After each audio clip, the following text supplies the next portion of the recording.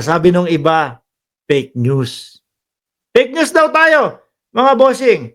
Sige, fake news.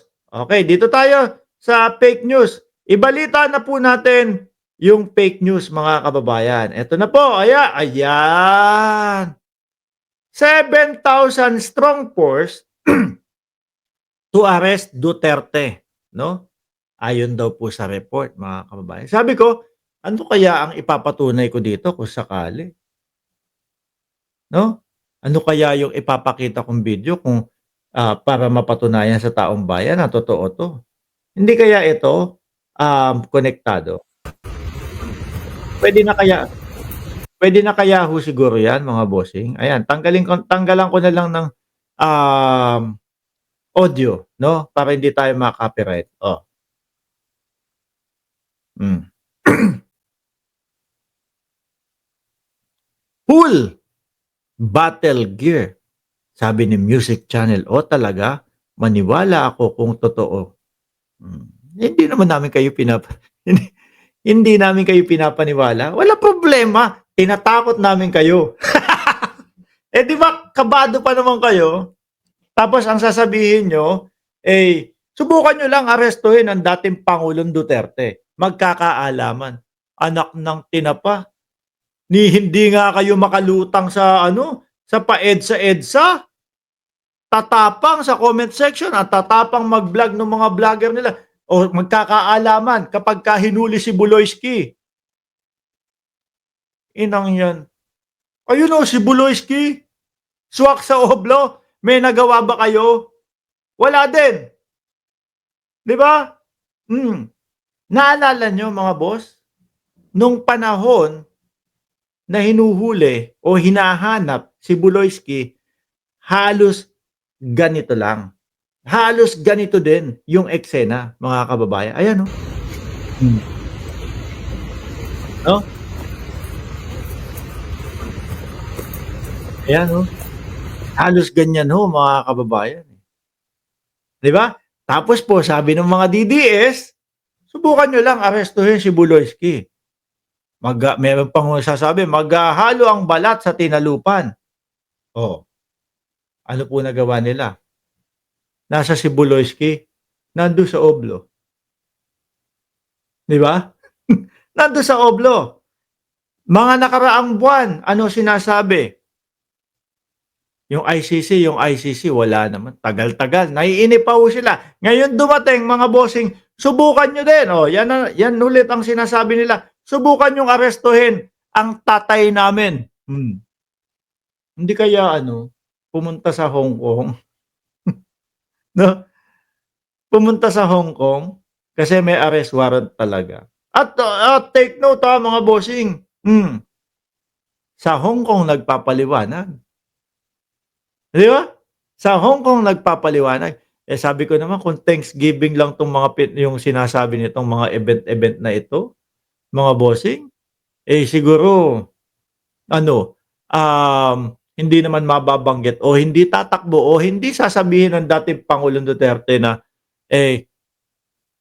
kung sakali man na totoo 'yun, yung sa ICC, yun lang talaga ang kumbaga, yun ang kapalaran ko. 'Di ba? Di na babalik sa Pinas yang si Digong, sabi ni Mataraki. Mag-iyakan kaya ang mga DDS kapagka hindi na umuwi ang dating Pangulo? Wawa kayo nun. Ano? Pati Davao puwedeng mawala sa kanila. Bakit? Di ba tumatakbo ng ano yan? Tumatakbo ng pagka-mayor yan. Yari. Di ba? Tuloy ko nga 'to.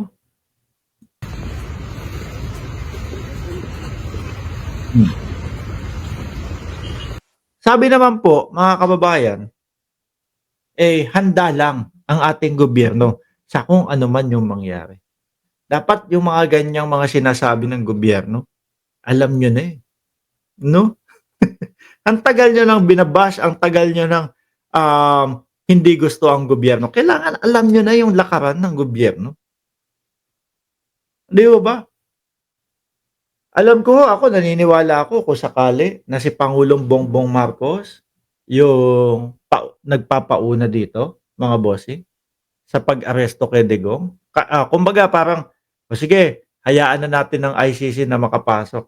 Kumbaga merong okey o thumbs up ni Pangulong Bongbong Marcos. Mga bossing, akala niyo ba magagalit yung sambayan ng Pilipino kay PBBM? Naku po, yung sinasabi niyo na maghahalo ang balat sa tinalupan, imposibleng mangyari yun. Bakit? Baka matuwa pa yung mamamayang Pilipino kapagka nalaman nila na kung si Pangulong Bongbong Marcos ang nagpauna niyan. Kasi labis-labis na, sobra-sobra na yung paninira nila. Meron din ako isang nabalitaan. Kumbaga, kasong sedition yata, yung warrant of arrest na sinasabi. Parang sa pagkakaalam ko, tama ba? Correct niyo na lang ako, hindi ko talaga alam, 'no? Meron bang bail yun o wala, yung sedition? Hindi ko sure, 'no? Pero bakit kailangan punta ng Hong Kong, et cetera, et cetera. Ang tanong nga namin, babalik pa po ba kayo, 'no? Mami-miss kayo ng mga DDS, 'no? Konektado pa naman yang Hong Kong papunta sa China. 'Di ba? Sabi ni Music Channel, tao pa rin ang may kapangyarihan, vlogger wala, 'no? Ano 'yan, tao pa din. Yun nga, yun ang problema niyo talaga. Tao ang may kapangyarihan.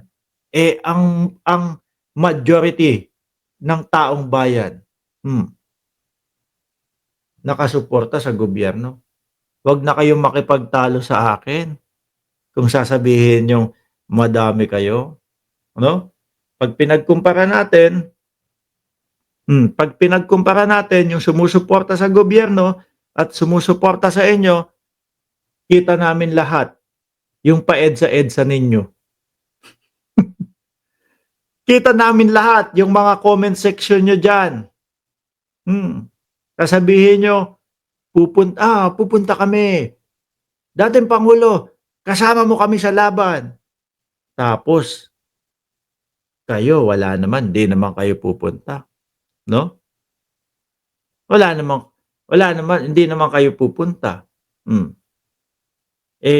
Ano tingin niyo sa dating Pangulong Duterte? GAGO? Ginagago niyo, 'di ba? Sasabihin niyo sa comment section, "Pupunta ho kami." Pagka nandun na yung panahon, yung oras, wala na, hindi na nagpapakita. 'Di ho ba, mga bossing? Naglolokohan lang kayo. Sabi ni Eleuterio Pajarlo, "Ingat lang mga kapulisan, daming baril ni Digong." Sabi. Kaya nga ho kung eto hong 7,000 na ibinalita po mga kababayan, ayan kung eto pong 7,000 na ibinalita ho mga kababayan, para po kay dating Pangulong Duterte, kumbaga siguro para sa akin, saktong bilang lang 'yan. Ano? Kasi yung mama, ang sinasabi, talagang 'di ba nga sobra yung pagbabanta nila at laging patayan yung sinasabi ni dating Pangulong Duterte. Oh. Kaya ang nakikita sabi, sabi ni Yusef Nasser, "Magkano bigayan, Lods?" "Paldo, ah." 'Wag mo nang alamin, 'no? Sasabihin mo, "Bakit gano'n? Etong taong 'to salita lang ng salita, oh, inom ng tubig lang habang nagba-vlog. Tapos gano'n pala yung kita, gano'n pala yung sinusuweldo. Tapos ako eto comment section, araw-araw kumakayod, nagrereklamo pa din, naghahanap pa din ako ng ₱20 na bigas." Wag mo nang alamin, masakit, 'no? Masakit, totoo lang. Masakit, wag niyo nang alamin, 'no? At grabe, nakakasawa yung comment ninyo. Yung comment niyo paulit-ulit, magkano bigayan, bayaran ka, adik ka. Eto, pinag-uusapan natin Meron kaming mga topic dito, tapos ang kaya niyo lang sabihin, "Magkano bayad?" Bayaran ka. Yun lang talaga ang kaya niyo? Yun lang, hanggang dun lang. Kaya tingnan niyo, piso comment ang bayad sa inyo. Kasi yan lang yung kaya niyo, eh. Pero kung makikipagsabayan kayo ng argumento patungkol dito sa kung ano topic, baka kahit papaano ₱50 kada comment kayo. Eh, kung paulit-ulit, oh, "Bot-bot nimo, anak ng tinapa." Bot-bot nimo, iuwi niyo yan sa Davao, hindi uso sa buong kapuluan ng Pilipinas yan, 'no? Pang Davao lang yan, bot-bot nimo ninyo. Sa Luzon, hindi namin ginagamit yung mga ganyan. Yung bugas, hindi namin ginagamit sa Luzon yan. Dun, iimbak niyo yan sa Davao, oh.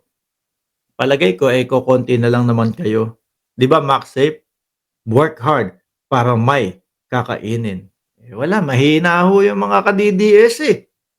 Yung mga DDS ho, eh, umaasa sa piso comment, mahina naman pong mga mag-comment, 'no? Sabi ni Christopher Lloyd, "Sanggalang hindi kami pro BBM pero suportado namin si PBBM. Ayaw namin sa mamamatay ang tao."